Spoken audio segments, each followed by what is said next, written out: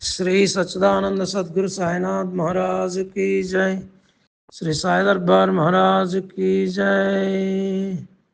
श्री साई सच्चरित्र को जय जय जय। శ్రీ సాయి సచ్చరిత్ర పారాయణ మహాయజ్ఞం పవిత్ర వేదికలో ఉన్న సభ్యులందరికీ హృదయపూర్వక నమస్కారాలు. ఈరోజు ఎందుకో నాకు బాబా సంకల్పం ఇచ్చాడు, కాసేపన్నా సత్సంగం చెప్పు అని బాబా చెప్తూ ఉన్నాడు ఉదయం నుంచి. నాకు కూడా ఆయన సంకల్పం ప్రకారం సత్సంగం చెయ్యాలా అనిపిస్తూ ఉన్నది. దీనికి ఒక కారణం కూడా ఉన్నది. రాత్రి ఒక అద్భుత లీల జరిగింది. నేను ఈ పారాయణ పవిత్ర మహాయజ్ఞం ఆరంభించినప్పటి నుంచి నేను ఎక్కడ తిరుగుతున్నా, ఏం చేస్తున్నా, ఆఖరి కాలకృత్యాలు తీర్చుకుంటున్నా, వాష్రూమ్లో ఉన్నా కూడా ఈ పవిత్ర వేదిక, ఈ పారాయణ మహాయజ్ఞం గ్రూప్ గురించే ఆలోచన.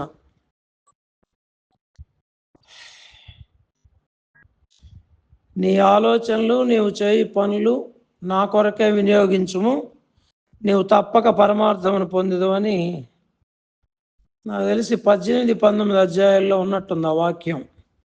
ఒకసారి చూడండి, అది నాకు భలే ఇష్టం ఆ వాక్యం.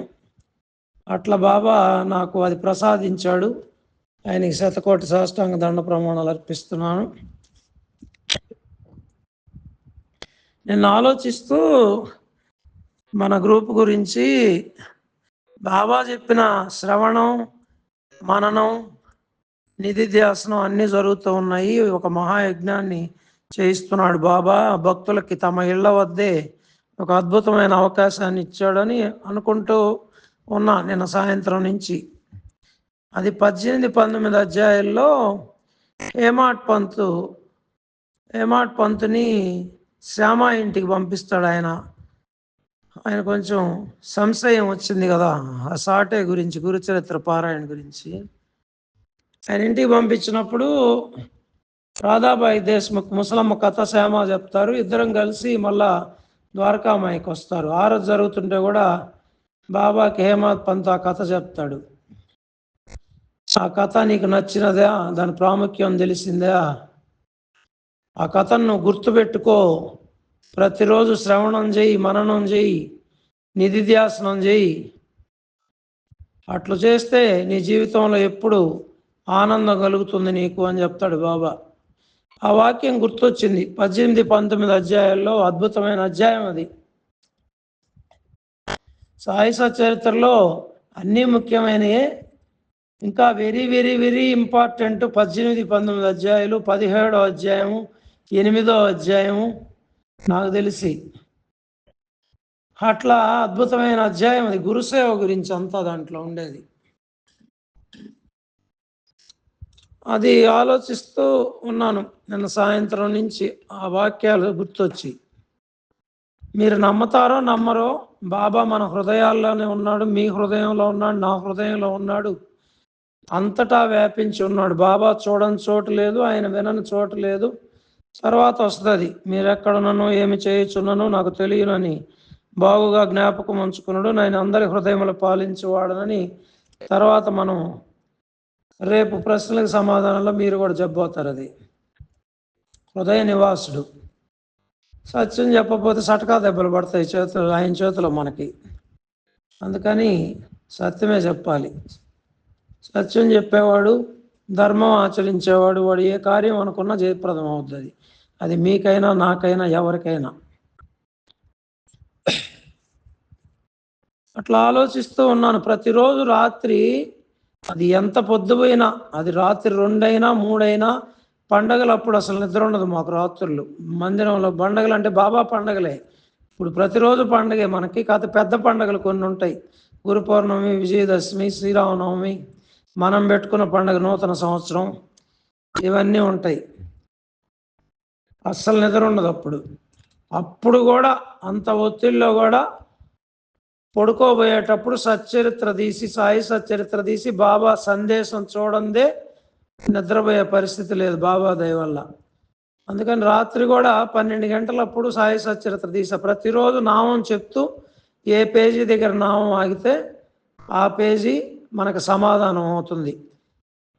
అది ప్రతిరోజు అది అనుభవమే. ప్రతిరోజు మనమైతే దేని గురించి ఆలోచిస్తుంటాం దానికే సమాధానం ఇస్తాడు ఆయన. ఒక్కోసారి ఆ సమాధానం చూసి పాదాలు పట్టుకొని ఏడ్చిన రోజులు ఉన్నాయి.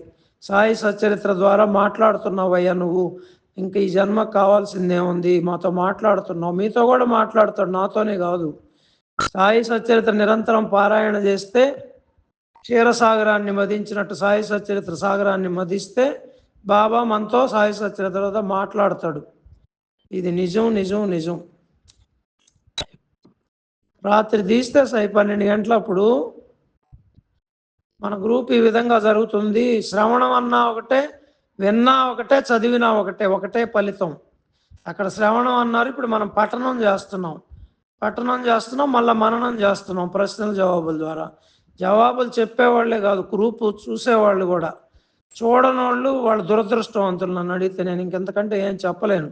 గ్రూప్లో జాయిన్ అయ్యి కూడా ఈ ప్రశ్నలకు జవాబులు చెప్పలేకపోవచ్చు, ఓకే, చూడొచ్చు, చూస్తే జ్ఞానం వస్తుంది కదా. కొన్ని అయినా చూడాలి, అన్నీ చూడలేకపోయినా సరే. వాళ్ళు దురదృష్టవంతులు, నేనేం చేయలేను వాళ్ళకి. బాబాయే వాళ్ళకి అదృష్టాన్ని ప్రసాదించాలి. మళ్ళా అదే కోరుకోవాలి మనం అంతా.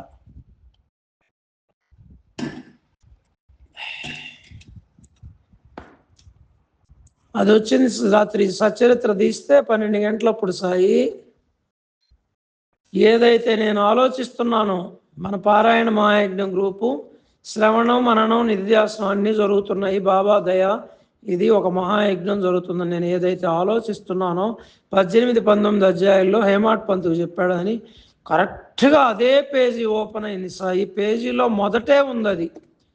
18, 19 అధ్యాయాలు చాలా పెద్ద అధ్యాయం అది. ఆ అధ్యాయం మొత్తం చదివితే ఎక్కడో కనపడేది కూడా కాదు. ఏ పేజీ అయితే బాబా తీయించాడు ఆ పేజీలో ప్రథమ వాక్యం అదే. శ్రవణం ఇది వాక్యాన్ని గుర్తుపెట్టుకున్నావా, కథ నీకు నచ్చినదా, శ్రవణం చేయి, మననం చేయి, నిధ్యాసనం చేయి, నీ జీవితం ఆనందమయం అవుతుందని చెప్తున్నాడు బాబా. అదే వచ్చింది సాయి. ఇంకా ఎక్కడున్నాడు సాయి బాబా?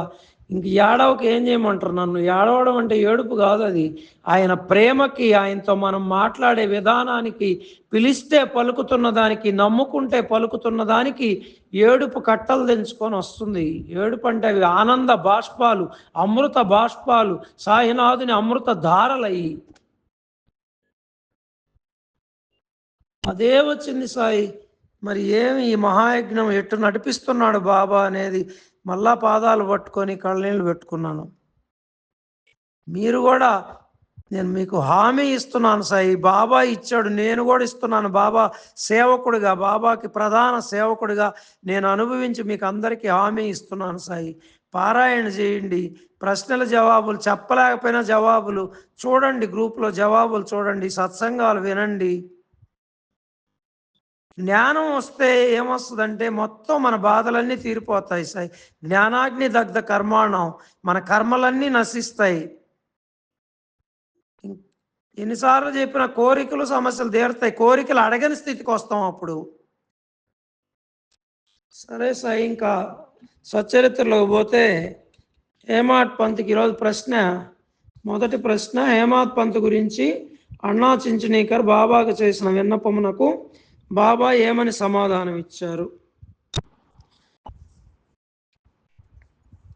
ఒకసారి చదువుతాను వినండి. వానికి ఇంకొక ఉద్యోగం దొరుకును, కానీ వాడిప్పుడు నా సేవతో తృప్తి పడవలను.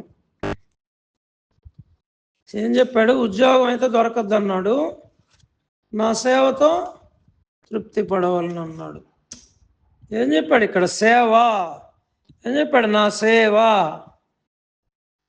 సేవ గురించి బాబా స్వయంగా చెప్తున్నాడు ఇక్కడ. అంటే సేవకి ఎంత ప్రాధాన్యత ఇచ్చాడు బాబా. ఉద్యోగం దొరుకుద్దన్నాడు, దానికి కండిషన్ పెట్టాడు మళ్ళా, వాడిప్పుడు నా సేవతో తృప్తి పడవలను, వాని భోజన పాత్రలు ఎప్పుడూ పూర్ణముగానే ఉండును. ముందు సేవ గురించి చెప్పుకుందాం. ఎవరైనా సచ్చరిత్రలో ఏ భక్తుడికి చెప్పినా ఆ భక్తుడి ద్వారా మనందరికీ చెప్తున్నాడు బాబా. ఇది గుర్తుపెట్టుకోవాలి ఎవరైనా కూడా. హేమాడ్ పంత్ ఒక్కడికే కాదు ఆడు చెప్తుండేది. ఆయన్ని నిమిత్త మాత్రునిగా చేసుకొని, అర్జునుడిని నిమిత్త మాత్రంగా చేసుకొని శ్రీకృష్ణ పరమాత్మ భగవద్గీతని ఈ లోకానికి అందించాడు. అట్లా హేమాడ్ పంతుని ఎంతో భక్తులు నిమిత్త మాత్రులుగా చేసుకొని ఈ లోకానికి సాయి సచరిత్రను అందించాడు సాయి భగవానుడు. సరే, సేవ చేయమని చెప్తున్నాడు. మనం ఎంతమంది సేవ చేస్తున్నాం ఒక్కసారి ఆలోచించుకోండి. మందిరానికి వెళ్ళినప్పుడైనా కనీసం మందిరం ఎప్పుడైనా చిమ్మామా? అపనే మసీదు కా జాడు గను హై, అపనే మసీదు కా జాడు గను హై అన్నాడు దాసగణ్ మహారాజ్ హారతుల్లో. నీ మసీదును ఊడ్చే చీపూర్ని అన్నాడు ఆయన. మనం అట్లా చెప్పుకోకపోయినా అంత వినమ్రంగా విధేయతగా కనీసం చీపరగా తీసుకొని ఎప్పుడైనా చిమ్మామా మందిరం? ఎప్పుడన్నా అక్కడ ఏదన్నా ప్రసాదాలు కింద పడి ఉంటే, ఎవరన్నా పడేసి ఉంటే ఎప్పుడైనా అవి శుభ్రత లేదని ఎప్పుడైనా చిమ్మామా? అక్కడ ఏమైనా వాడిపోయిన పూలు ఉంటే తీసేసామా? ఏమన్నా సేవ చేస్తున్నావా? సేవ చేయమని అడుగుతుంటే తప్పించుకొని తిరుగుతున్నావా? సేవ చేస్తున్నావా? ఆలోచించుకోండి. బాబా చెప్తున్నాడు ఇక్కడ హేమడ్ పంత్కి. ఏం చెప్తున్నాడా? వాడు ఇప్పుడు నా సేవతో తృప్తి పడవలను. ఎన్నో కార్యక్రమాలు ఉంటాయి, సేవలు చేస్తున్నామో లేదో ఆలోచించుకోండి. నానాసాహెబ్ చందోర్కర్ కూడా చెప్పాడు కదా. ఏం చెప్పాడు? భగవద్గీతలో శ్లోకం, తద్విద్ది ప్రణిపాతైన పరిప్రశ్నైన సేవయ ఉపదేశంతే జ్ఞానం జ్ఞానినం తత్వదర్శన.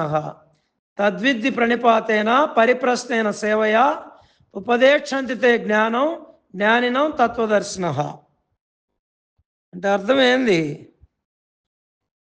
సేవ ఈ శరీరం తనది కాదనియు, శరీరం గురువు గారిదనియు తలచి చేసేదే, బుద్ధి పుట్టినప్పుడు చేసేది సేవ కాదు. శరీరం గురువు గారిదని సర్వస్వ శరణాగతితో చేసేదే నిజమైన సేవ అని చెప్పాడు. అధ్యాయం ఒకసారి చూసుకోండి. మరి సేవ గురించి చెప్పాడు. మనం ఎంతవరకు చేస్తున్నాం ఆలోచించుకోండి మీరు. తర్వాత ఏం చెప్పాడు? వాని భోజన పాత్రలు ఎప్పుడు పూర్ణముగానే ఉండును. ఎప్పుడుంటాయి పూర్ణంగా? ఆయన సేవ చేస్తే. ఏం చెప్పాడు? ఏకాదశి సూత్రాలుగా నా భక్తుల ఇంట లేమి అనే శబ్దము పొడసూపదు అని చెప్పాడు ఏకాదశి సూత్రాల్లో. అంటే అన్నానికి మనకెప్పుడు లోటు ఉండదు. మనకే కాదు, మన తరతరాలకి, మన బిడ్డలకి లోటు ఉండదు ఆయన సేవ చేస్తే, బాబా సేవ చేస్తే అని చెప్తున్నాడు ఇక్కడ. బాబా చెప్పేది నేను కాదు స్వాములు. హేమాడ్ పంత్కి అప్పటి నుంచి ఇప్పటి వరకు వాళ్ళ కుటుంబ సభ్యులకి ఎలాంటి లోటు లేదట. తర్వాత రాసున్నారు ఎక్కడో, ఆయన హేమాడ్ పంత్కి 5 మంది కుమార్తెలంట, ఒక కొడుకంట. అందరూ బాబా దయ వలన బ్రహ్మాండంగా ఉన్నారంట, వాళ్ళ వారసులు కూడా ఇప్పటికీ. అదిగో ఆయనే రాసుకున్నాడు హేమాడ్ పంత్, నా 5 మంది కుమార్తెలకి బ్రహ్మాండమైన సంబంధాలు దొరికాయంట, అందరికీ ఉద్యోగాలు ఇచ్చాడంట బాబా. ఆయనే స్వయంగా రాసుకున్నాడు. మరి హేమాడ్ పంత్ సేవ ఏ విధంగా చేశాడు? ఆయన రాసుల్లో తర్వాత రాస్తున్నాడుగా. ఏం రాశాడు? ఉద్యోగం ఇచ్చాడు, అది కొద్ది రోజులు మాత్రమే. తర్వాత నా జీవితం అంతయు సాయి సేవకు సమర్పించి తిని. ఎవరన్నా చెప్పగలరా ఈ మాట? నా జీవితం అంతా సాయి సేవకు సమర్పించేదని ఎవరన్నా చెప్పగలరా? చెప్పగలిగినా చేయగలరా? ఎంతమంది చేయగలుగుతున్నాం? ఎంతమంది చెప్పగలుగుతున్నాం? హేమాడ్ పంత్ చెప్పాడు, చేశాడు కూడా. ఏం చేశాడు? ఆయన సాయి సంస్థానానికి హేమాడ్ పంత్ అధ్యక్షుడిగా ఉన్నాడు. సంస్థానాన్ని ఎంతో అభివృద్ధి చేశాడు. ఈరోజు షిరిడి సంస్థానంగా వెలిగిపోతుంది ప్రపంచంలో అంటే ఆ రోజు వారందరూ చేసిన కృషి. మరి మాట కట్టుబడ్డా లేదా? తర్వాత ఏం చెప్పాడు? వారి దృష్టిని అంతటిని నా వైపు తిప్పవలను. ఏం చెప్తున్నాడు? దృష్టిని అంతటిని, కొంచెం అని చెప్పలా, ఇక్కడ ప్రతి లైను ప్రతి పదం అండర్లైన్ చేసుకోవాలా. దృష్టిని కొంచెం తిప్పండి, అంతటినీ తిప్పమంటున్నాడు. మన దృష్టి అంతా ఆయన మీద పెట్టమంటున్నాడు. నాస్తికుల దుర్మార్గుల సహవాసం విడవలను. ఏం చేస్తాం, 10 మంది చెడ్డోళ్ళతో ఒక మంచోడు చేరితే వాడు కూడా చెడ్డోడు అయిపోతాడు. అందుకని దుర్మార్గులకి, దుష్టుని చూసి దూరంగా ఉండమని చెప్పారు పెద్దోళ్ళు. చిన్న చిన్న పదాల్లో చెప్పేశారు మనకి, దుష్టుని చూసి దూరంగా ఉండమని చెప్పారు. నాస్తికుల సహవాసం విడవలను. కొంతమంది ఆ రోజుల్లో ఉండారు, ఈ రోజుల్లో ఉండారు. మంచి పనులు చేసే వాళ్ళని విమర్శిస్తారు. నిన్న కూడా సత్యసాయి బాబాది ఒక మెసేజ్ చూశాను నేను, my life is my message అన్నాడు ఆయన. నా జీవితమే నా సందేశం అని. నన్ను కూడా తిట్టేవాళ్ళు ఉన్నారు చాలామంది. నాకు బుట్టతల అంటే బుట్టతల, నిజంగానే బుట్టతల అంటే నేను స్వీకరిస్తాను, బట్టతల అంటే స్వీకరిస్తాను నేను. నాకు బట్టతల లేదు కదా, నాది బుట్టతల అయినా కూడా బట్టతల అనేవాళ్ళు ఉన్నారు చాలామంది అని చెప్పాడు సత్యసాయి బాబా. నా జీవితమే ఒక సందేశం, నన్ను తిట్టే వాళ్ళని కూడా నేను క్షమిస్తాను, నేను పట్టించుకోను అని చెప్పాడు ఆయన. షిరిడి సాయిబాబా అని తిట్టలేదా కొంతమంది? అప్పుడు ఉన్నారు, ఇప్పుడు ఉన్నారు ఈ నాస్తికులు. అందుకని వాళ్ళని చూసి కూడా దూరంగా ఉండమని చెప్తున్నాడు బాబా హేమాడ్ పంత్కి. ఎందుకంటే ఆయన పరమ పవిత్రమైన సాయి సచ్చరిత్ర గ్రంథాన్ని రచించే గురుతర బాధ్యత ఇస్తున్నాడు బాబా. ఇక్కడ ఇస్తున్నప్పుడు చెప్తున్నాడు ఈ మాటలు.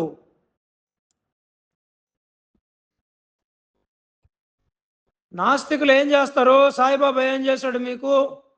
శివుడు ఏం చేశాడు మీకు? శివుడికి అభిషేకాలు దేనికి? అవి పేదవాళ్ళకి ఇవ్వకూడదా? పాలు ఎత్తుకోబోయి. దానికి షణ్ముఖ శర్మ గారు చెప్పున్నారు, సామవేదం షణ్ముఖ శర్మ గారు ఒక వీడియో ఉంది. ఇవన్నీ చెప్పాలంటే ఇప్పుడు టైం లేదు. శివుడికి ఎందుకు బకెట్లు పాలు? అవి ఎవరో పేదవాళ్ళకి ఇవ్వకూడదా? ఈ అన్నదానాలు దేనికి? అన్నదానం పెట్టకపోతే భక్తులు ఎంతమంది వస్తారో చూసుకోండి. పండగలప్పుడు సత్సంగాలకు ఎంతమంది వస్తారో చూసుకోండి. అన్నదానం పెట్టకపోతే విమర్శించేవాళ్ళు ఈ నాస్తికులు విమర్శిస్తుంటారు. అప్పుడు ఏంటంటే మన మనసు చెదిరిపోద్ది. అందుకని వాళ్ళకు దూరంగా ఉండమంటున్నాడు బాబా. నాస్తికుల ధర్మార్గుల సహవాసం విడవలను, అందరి ఎడల అణుకువ నమ్రతలు ఉండవలను. ఇది చాలా ముఖ్యమైన మాట, ముఖ్యమైన వాక్యం. మనం అందరం నోట్ చేసుకోవాలి. ఇదంతా మనందరికీ అవసరం. ఒక పాట ఉన్నది, అది సినిమా పాట అయినా గొప్ప పాట. మౌనంగానే ఎదగమని మొక్క నీకు చెబుతుంది, ఎదిగిన కొద్దీ వదగమని అర్థమందులో ఉంది. ఏం చెప్తున్నాడు? మౌనంగానే ఎదగమని మొక్క నీకు చెబుతుంది, ఎదిగిన కొద్దీ వదగమని అర్థమందులో ఉంది. ఏం చెప్తుంది మొక్క? ఒక చెట్టు పొళ్ళు కాసినప్పుడు వంగద్దది ఆ పొళ్ళ బరువుకి. మనకు కూడా డబ్బు బాగా సంపాదించిన తర్వాత, పేరు ప్రఖ్యాతులు వచ్చిన తర్వాత వదగాలి. ఎదిగిన కొద్దీ వదగమన్నారు, వంగాల. అదే కదా హేమాడ్ పంత్ గురించి, అహంకారాన్ని తీసి నా పాదాల మీద బెట్టరా అన్నాడు. మనకు కూడా అదే సందేశం. మళ్ళా హేమాడ్ పంత్కే చెప్తున్నాడు ఇక్కడ, అణుకువ నమ్రతలు ఉండవలను. ఎవరైతే బైబిల్లో ఒక వాక్యం ఉంది, ఎవరైతే తనను తాను తగ్గించుకుంటారో వారు భగవంతుని దృష్టిలో హెచ్చింపబడతారు. ఇది సత్యం. మళ్ళా చెప్తున్నా, అమృత వాక్యాలు ఎవరు చెప్పినా, యేసుక్రీస్తు చెప్పినా, సాయిబాబా చెప్పినా, మహమ్మద్ ప్రవక్త చెప్పిన సారం అంతా ఒకటే. సకల గ్రంథాల సారం ఒకటే. భగవద్గీత, బైబిల్, ఖురాను, సాయి సచరిత్ర సారం అంతా ఒక్కటే.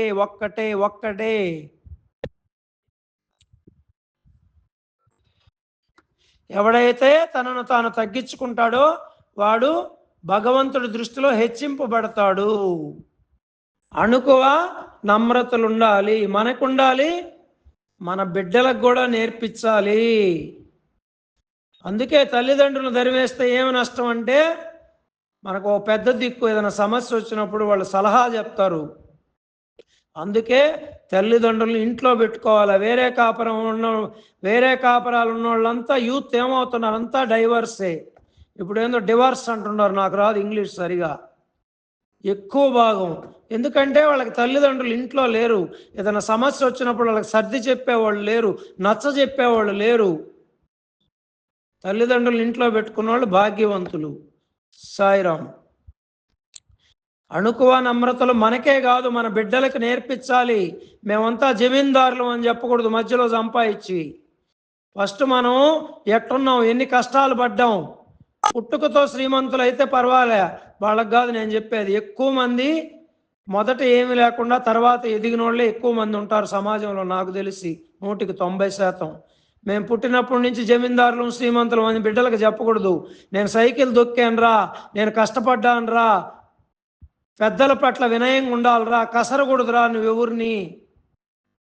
వచ్చిన వాళ్ళకి నమస్కారం చెయ్యాలా, పెద్దవాళ్ళకి నమస్కరించు అని నేర్పించాలా.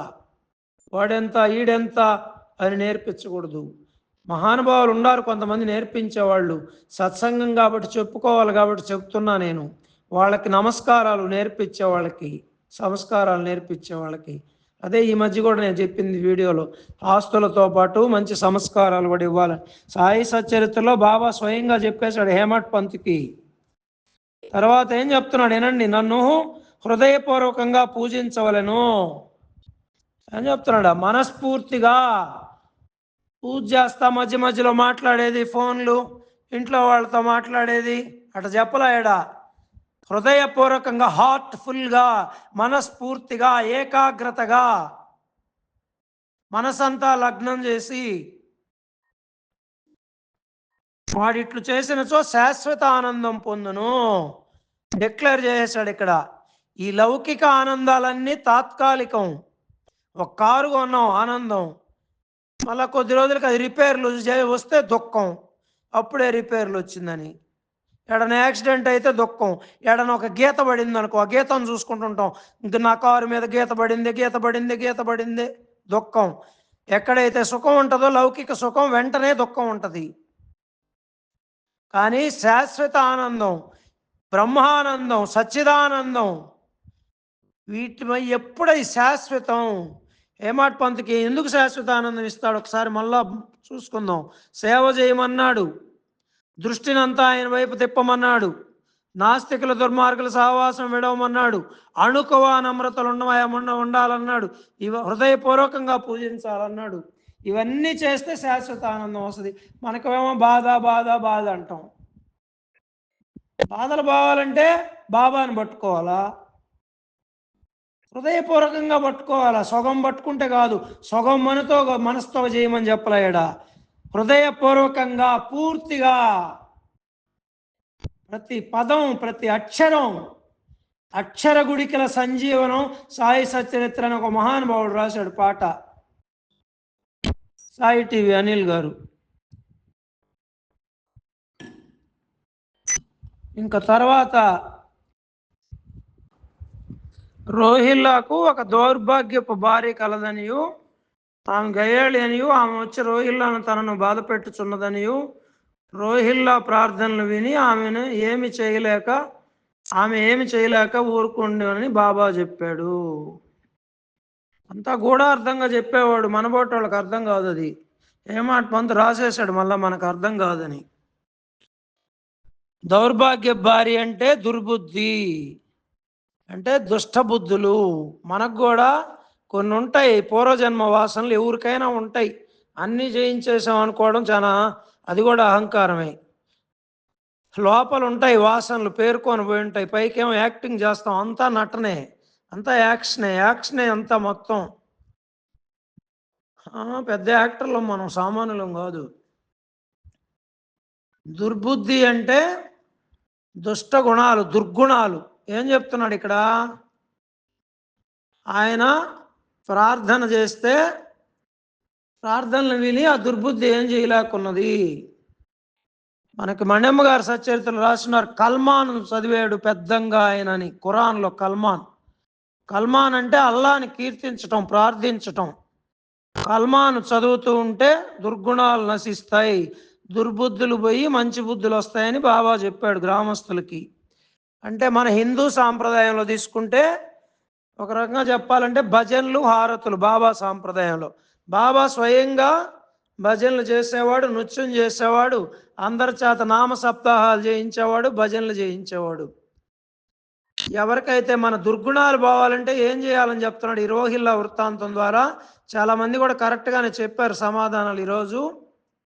బాబా దయతో భజనలు చేయండి. సాయి సాయి సాయి సాయి అని కేకలు పెడుతూ ఉంటే రోహిల్లా పెట్టినట్టు పెట్టాలి కేకలు. ఎక్కువ దుర్గుణాలు ఉండేవాళ్ళు ఎక్కువ కేకలు పెట్టాలా.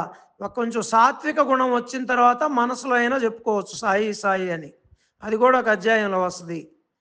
అంటే అరవాలా బాగా పెద్ద పెద్దంగా సాయి సాయి అని కేకలు పెడితే, ఓం సాయి శ్రీ సాయి జై జై సాయి అని కేకలు పెడితే, బాబా పాటలు పాడుకుంటే, ఎంత గొప్పవాడివయ్య సాయినాథ, నిన్నేమని మే పిలువగలము సాయినాథ, ఆయన కీర్తిస్తూ పాటలు పాడుకుంటే, ఆయన లీలలు పాడుకుంటే